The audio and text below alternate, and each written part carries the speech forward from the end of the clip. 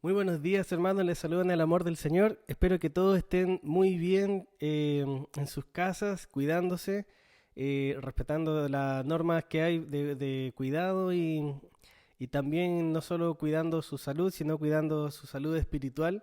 Eh, espero en el Señor que todos puedan haber sido fortalecidos durante esta semana a través de la alabanza, de la administración, del orar y pasar tiempo en comunión con el Señor. Hoy día quiero compartir algo considero muy importante para todos, así que espero que aparte este tiempo para poder reflexionar en la palabra del Señor, para poder dedicarnos a comprender lo que el Señor quiere para nosotros durante este tiempo. Le voy a pedir que oremos antes de comenzar. Padre, en el nombre de Jesús, ponemos todo a tus pies, Señor. Dejamos nuestra vida, Señor, en tus manos.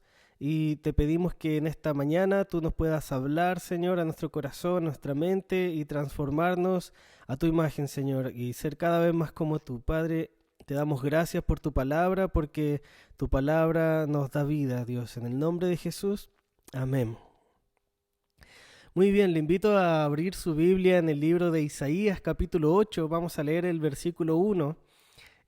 Ojalá hayan leído Malaquías, el libro de Malaquías la semana pasada, o esta semana que está acabando.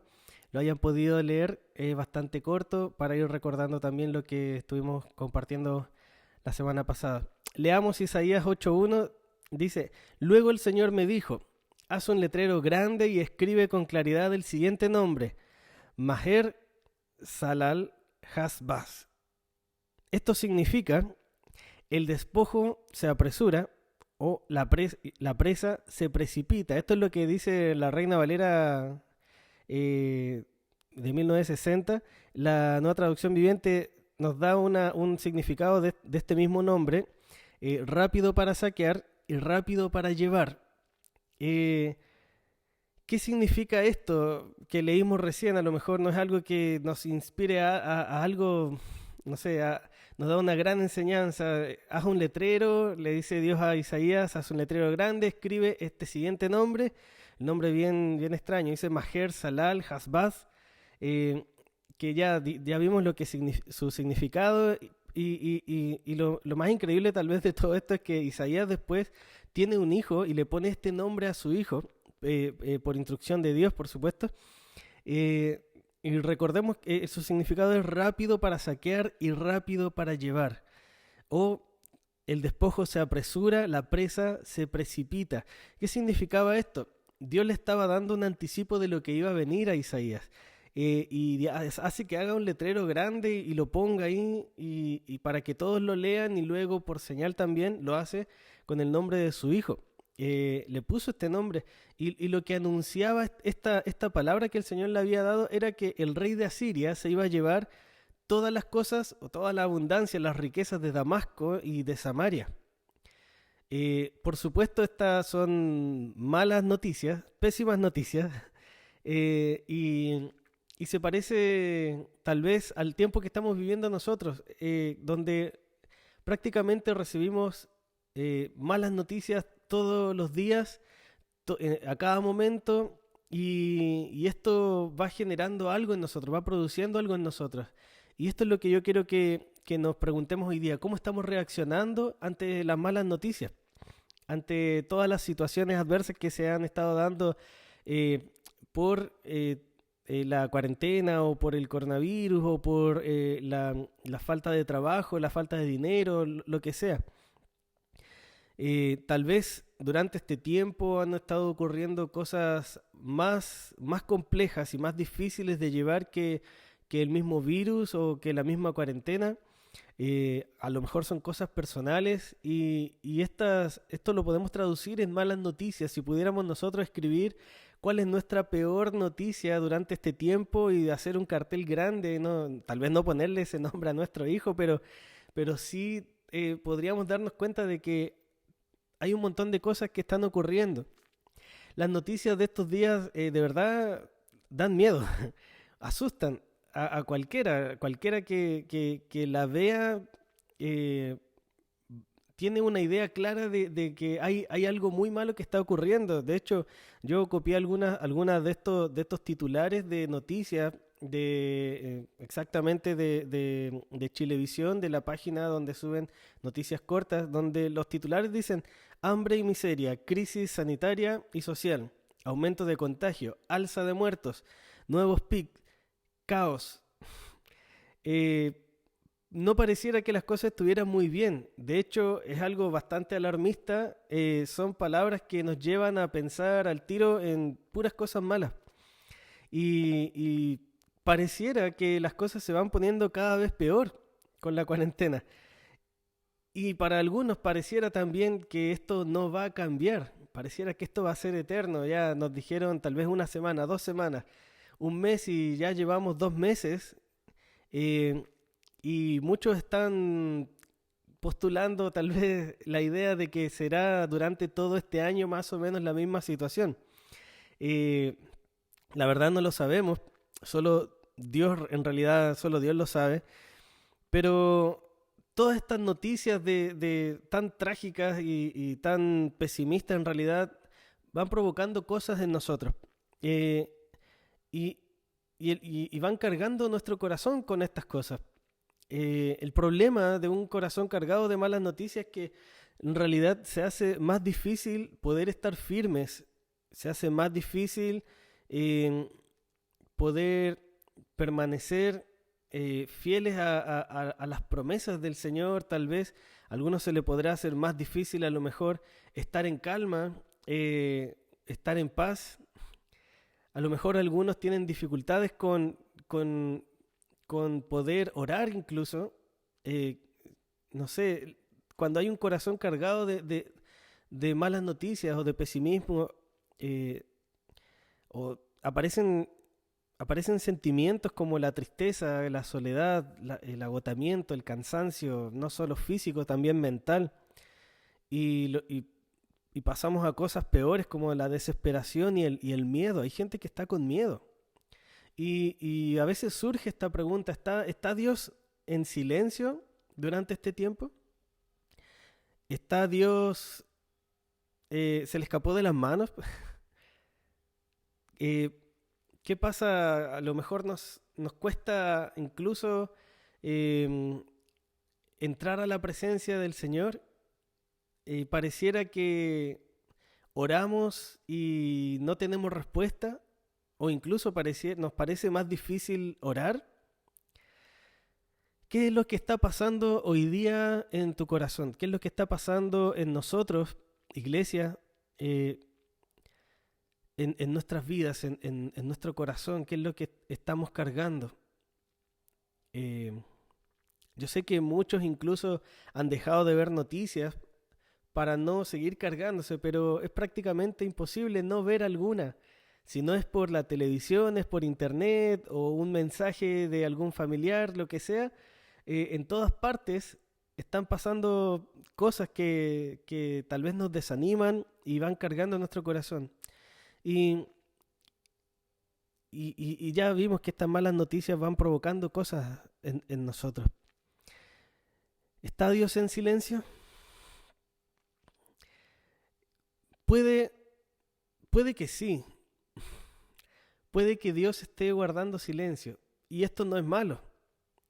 No es malo que tal vez no escuchemos la voz del Señor durante estos tiempos de dificultad, porque nosotros sabemos y lo tenemos muy claro que a través de las pruebas es que Dios expone el corazón de las personas. Dios expone nuestro corazón cuando, cuando somos probados y, y somos probados a través de dificultades. Eh, Creo que en ningún otro tiempo la iglesia había pasado por algo similar, a no ser, digamos, algo por una razón sanitaria, porque en otras ocasiones la iglesia ha sido perseguida y hasta el día de hoy en otros países la iglesia es perseguida por razones políticas, religiosas, pero nunca por algo sanitario. Más allá de lo que se diga de conspiraciones y cosas por el estilo, la iglesia está viviendo un tiempo que también le ha tocado difícil poder enfrentar por distintas razones y todo asociado a esta crisis sanitaria.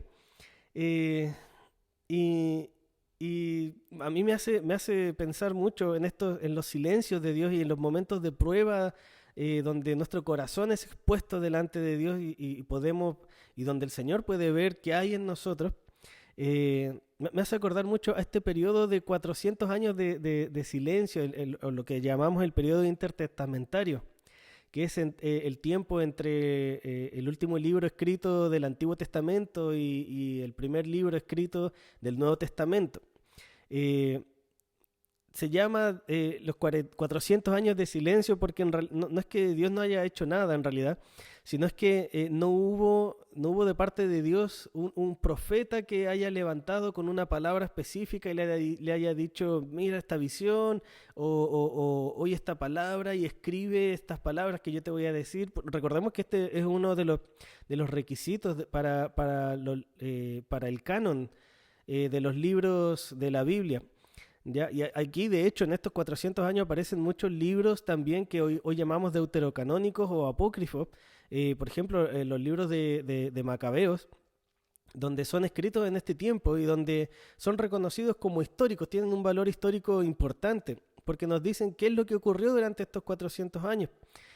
Algunos dicen que son más años, pero en realidad lo importante es que durante este tiempo no es que Dios no estuviera haciendo nada, sino que Dios estaba trabajando, estaba obrando, estaba preparando el camino, estaba preparando el contexto para que Jesús pudiera venir. Y, y esto es lo que a nosotros nos da una señal importante y clara de parte de Dios, que cuando Dios está en silencio, Dios está haciendo algo importante. Hemos hablado ya otras veces de tal vez qué lecciones nos debe dejar esto, qué tenemos que aprender, qué tenemos que saber, cómo debemos crecer, cuál debe ser nuestra actitud. Eh, pero hay cosas que van más allá del conocimiento y quedan en nuestro corazón. Es por eso que nosotros debemos cuidar nuestro corazón, debemos mantener nuestro corazón limpio, que estas malas noticias no nos afecten de manera negativa. Eh, Dios no estaba ausente, Dios nunca está ausente. La verdad es que Dios estaba obrando durante estos 400 años porque hay una verdad una verdad que no cambia, que su propósito sigue en pie a pesar de todo. Su propósito sigue en pie. ¿Qué podemos hacer ante las malas noticias? Isaías tenía una noticia terrible para todo Israel. Iban a ser dominados por los asirios. Y hoy día tal vez nuestra mala noticia no es un virus, pero sí algo que se gestó a través de esta situación. Eh, ¿qué hacemos? ¿Qué hacemos? Sabemos que debemos confiar en el Señor, sí. Y una de las cosas que tenemos que hacer es precisamente esto, confiar.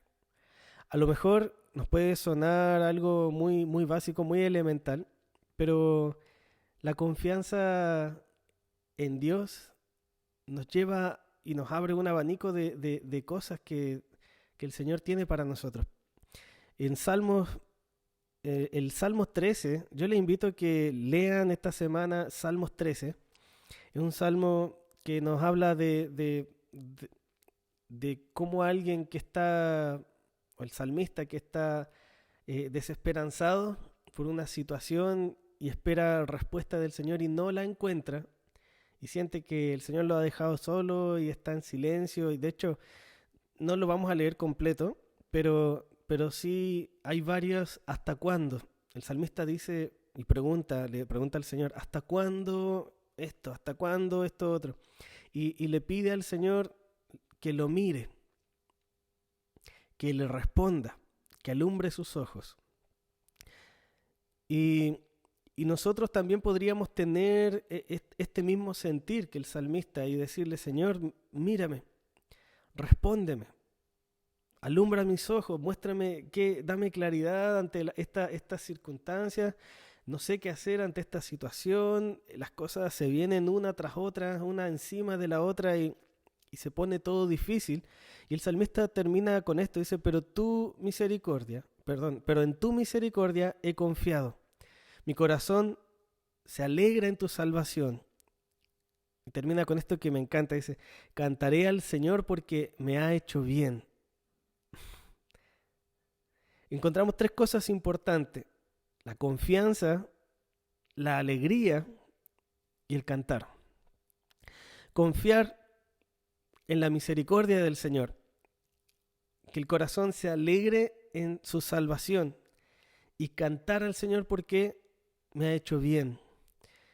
Encontramos que estas son cosas, son pautas bastante simples, podríamos decir, pero a veces el miedo nos da la sensación de que las cosas han cambiado irremediablemente, pero el Señor nos dice que confiemos. Y hay algo que a mí me gusta mucho, que en el Salmo 56:3 dice, en el día que temo, yo en ti confío. Cuando siento miedo, pongo en ti mi confianza. Muchas veces decimos lo opuesto al miedo es la valentía, y sí, es cierto, pero acá como solución al miedo no nos dice sé valiente, nos dice confía, en ti pongo mi confianza. Por eso cuando tenemos falta de valentía, cuando tenemos miedo, no debemos buscar ser valientes tal vez, sino que debemos confiar. Porque al hacernos los valientes probablemente vamos a seguir confiando, pero en nosotros mismos. Cuando nosotros confiamos y confiamos en el Señor, porque dice el salmista, pongo en ti mi confianza, entonces estamos confiando en alguien que es más grande que nosotros. Y no solo más grande que nosotros, sino más grande que todos los problemas que podríamos estar viviendo hoy y que podríamos vivir en el futuro. Entonces, con esa confianza podemos alegrarnos y ya no entristecernos, ya no sentir miedo. Y cuando tenemos un corazón alegre, entonces es más fácil, nuestra alma siente la libertad de cantar al Señor y reconocer todo lo que Dios ha hecho y alabar al Señor. Filipenses 4, del 4 al 8, nos habla de alegría, confianza y paz. Lo vamos a leer, si lo pueden buscar también o anótenlo los que anotan. Dice Filipenses 4, del 4 al 8. Estén siempre llenos de alegría en el Señor. Lo repito, alégrense. Estoy leyendo la Nueva Traducción Viviente. Que todo el mundo vea que son considerados en todo lo que hacen. Recuerden que el Señor vuelve pronto. No se preocupen por nada. En cambio, oren. La oración, paréntesis, demuestra confianza en las misericordias de Dios. Cuando oramos por nuestras preocupaciones, le hablamos con el Señor y le dejamos todas nuestras preocupaciones en sus manos. Y eso es una clara muestra de confianza en Él. Y dice, oren por todo, díganle a Dios lo que necesitan y denle gracias por todo lo que Él ha hecho. ¡Wow! De esta manera, dice, así experimentarán la paz de Dios que supera todo lo que podemos entender. La paz de Dios cuidará su corazón y su mente mientras vivan en Cristo Jesús. Y ahora, amados hermanos, una cosa más para terminar. Concéntrense, importante esto, hermanos, pongan atención, concéntrense en todo lo que es verdadero, todo lo honorable, todo lo justo, todo lo puro, todo lo bello y todo lo admirable. Piensen en cosas excelentes y dignas de alabanza. No dejen de poner en práctica todo lo que aprendieron y recibieron de mí, todo lo que oyeron de mis labios y vieron que hice. Entonces el Dios de paz estará con ustedes. Amén. Encontramos que nos manda a estar llenos de alegría en el Señor. Tomamos la alegría, ¿cierto?, de lo que leíamos en Salmos 13. No se preocupen por nada. No se preocupen. En cambio, oren.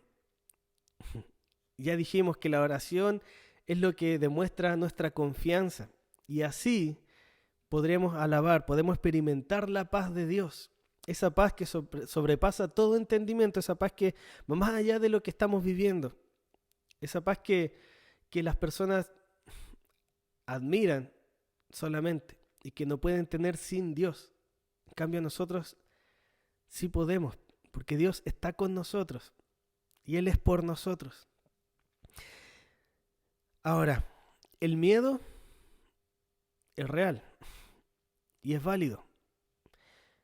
El asunto es a quién o a qué debemos temer. Recordemos a Jacob, por mencionar a dos hombres del Antiguo Testamento, Jacob y Gedeón, personas que vieron al Señor cara a cara y tuvieron miedo y tuvieron una expresión de vi a Dios cara a cara y no morí. Qué raro. Y ellos se sentían asustados al estar en la presencia del Señor porque pensaban que iban a morir. Pero el Señor tenía un propósito en esa visitación, en ese momento donde se les reveló. Y el miedo es válido. Es bueno tener miedo. De hecho, algunos dicen que el miedo nos aparta del peligro. Cuando estamos bajo un peligro, nosotros sentimos miedo y eso nos hace apartarnos. El asunto es a qué le tenemos miedo. Hay algunos que le tienen miedo a cosas muy, muy pequeñitas o animales muy pequeñitos y animales que huyen al vernos a nosotros, pero estas personas tienen un miedo. Hay miedos irracionales llamados fobias y por eso debemos nosotros preguntarnos a qué debemos tener miedo. No es que no tengamos que tener miedo o no podamos sentir miedo. El miedo es real, es algo y es válido también sentirlo. Solo que debemos tener claridad a qué merece nuestro miedo. La semana pasada hablábamos un poco de esto, del temor al Señor. Y tiene que ver también acá con este temor de Jacob y de Gedeón, de estar en la presencia del Señor y no ser consumidos, no morir. Porque ellos conocían que Dios era santo y ellos no. Entonces ahí estaba el miedo de estar en la presencia del Señor y caer a sus pies por no ser hombres santos. ¿Tenemos ese temor nosotros? La Biblia nos dice que no tenemos que temer al que puede dañar el cuerpo, sino el alma. Mateo 10:28 nos dice esto. Mas yo os digo, amigos míos, no temáis a los que matan el cuerpo y después nada más pueden hacer, pero os enseñaré a quién debéis temer.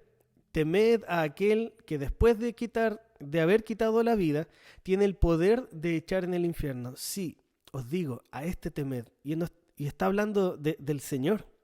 Él tiene esa autoridad. Entonces, si nuestra esperanza está en Jesucristo, no debemos tener miedo ni siquiera a la muerte. Porque más allá de la muerte sabemos qué nos espera. Está el Señor esperándonos para vivir una eternidad con Él, porque así Él lo prometió. ¿Está nuestra esperanza puesta en Él, en Jesucristo? Que Él es suficiente y nos ha salvado. La Biblia nos manda a cuidar nuestros pensamientos, a temer al Señor, a confiar nuevamente, a compartir nuestra fe con otros y a esperar en Dios. Volvamos a Isaías, recordemos el texto que leímos al principio de esta gran mala noticia que Dios le manda llevar al pueblo de Israel. Y en Isaías, un poco más adelante, en el capítulo 8, del versículo 11 al 17, nos dice así: un llamado a confiar en el Señor. Tiene este título ahí, por si acaso. El Señor me dio una firme advertencia de no pensar como todos los demás. Me dijo, no llames conspiración a todo, como hacen ellos, ni vivas atemorizado de lo que a ellos les da miedo. Ten por santo en tu vida al Señor de los ejércitos celestiales. Él es a quien debes temer. Él es a quien te debería hacer Él es quien te debería hacer temblar. Él te mantendrá seguro. En cambio, para Israel y Judá será una piedra de hacer tropezar a muchos, una roca que los hace caer, y para el pueblo de Jerusalén será una red y una trampa. Muchos tropezarán y caerán, y no volverán a levantarse. Caerán en la trampa y serán capturados. Esto era porque el pueblo de Israel había sido infiel al Señor. Conocemos el contexto y las razones de por qué el Señor los había dejado en manos de los asirios y de otras naciones también. Pero me llama la atención lo que él dice: no piensen como todos los demás. Todas las personas están prácticamente entregadas a la desesperación. Cada noticia en la televisión es peor cada día. Nos hablan del tema de la salud, nos hablan del tema de un desabastecimiento clínico, a lo mejor un montón de cosas políticas que se están dando durante este tiempo. Hay gente que empieza a ver videos de conspiraciones, de Bill Gates y un montón de cosas. Hermanos, si es verdad o es mentira, lo que nos debe preocupar a nosotros es lo que el Señor está haciendo. ¿Cómo lo esté haciendo exactamente?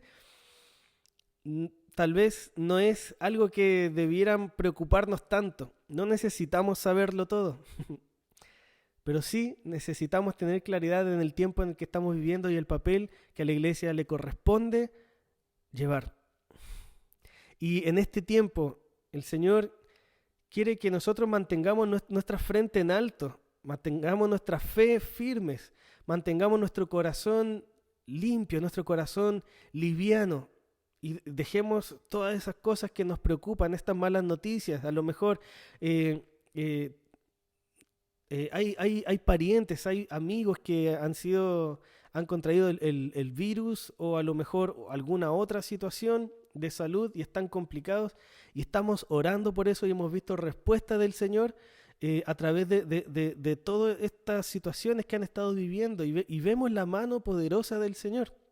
Y esto nos dice y nos recuerda todos los días que debemos seguir confiando en Él. Hermanos, lo hemos visto. El Señor ha sido bueno con nosotros y con su iglesia, porque Él ha prometido cuidar a sus hijos. Y así lo ha hecho.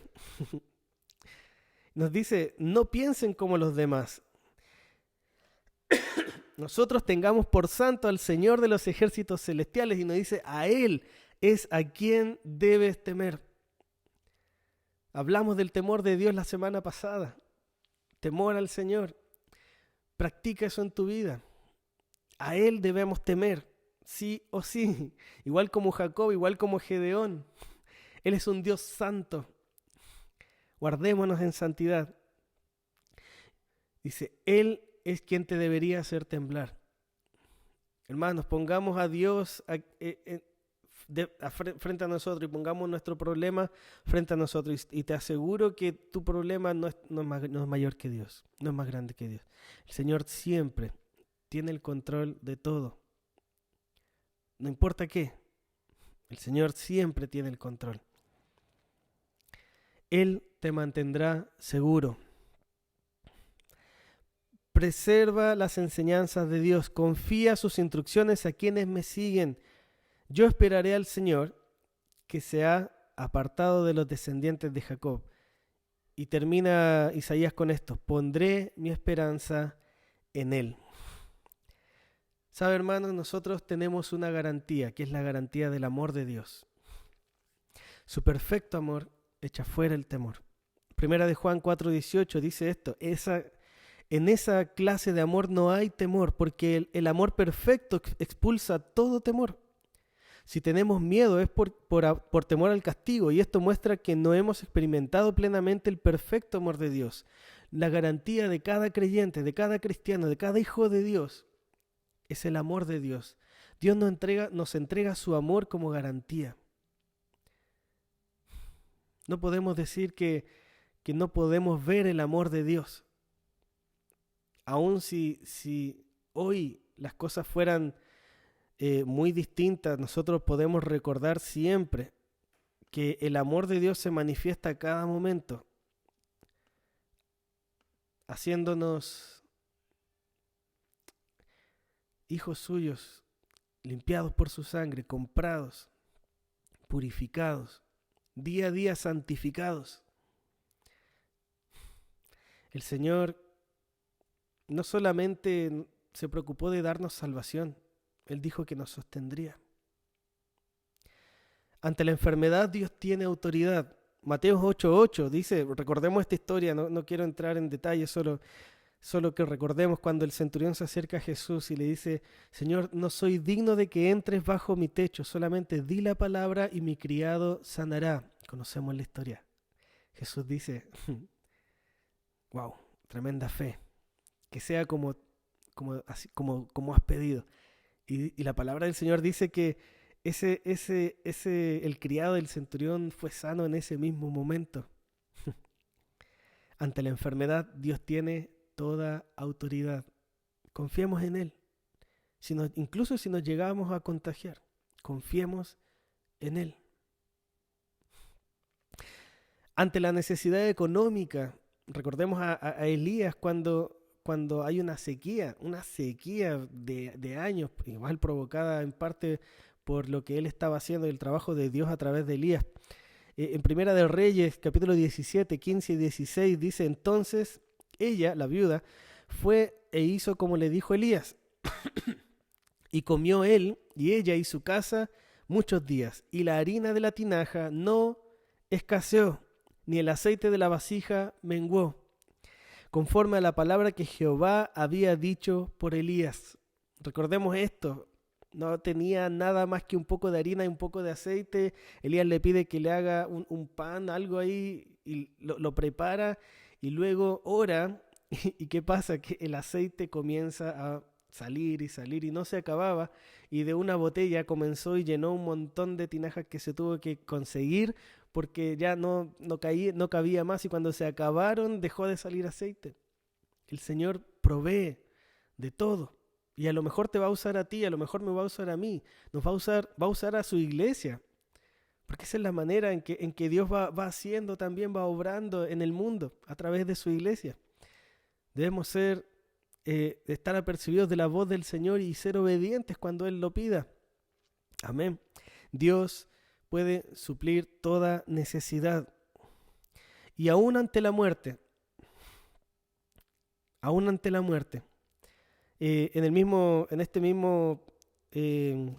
recordando la historia de Elías, luego esta viuda, el hijo de la viuda se enferma y muere. Y dice el verso 22, dice, y Jehová oyó la voz de Elías, y el alma del niño volvió a él y revivió. Hermanos, hay un dicho popular que dice que para todo hay solución menos para la muerte. Bueno, Dios tiene la solución para la muerte. Aún si nosotros, si no resucitáramos ahora, si muriéramos y no resucitáramos por una oración en este mismo tiempo, momento, el Señor nos va a llevar a su gloria. Y eso es ganancia por donde lo veamos. ¿Qué mejor que eso podríamos recibir? El Señor nos da la garantía de su amor, y por su amor, su poder, su autoridad, tenemos todo. No tengas miedo. La Biblia nos dice, no temas. Lucas 12:7 dice, pues aún los cabellos de vuestra cabeza están todos contados, no temáis, pues más valéis vosotros que muchos pajarillos. Hermanos, quiero que nos vayamos recordando esto. El perfecto amor echa fuera el temor. Dios nos dice, te amo, y no tengas miedo.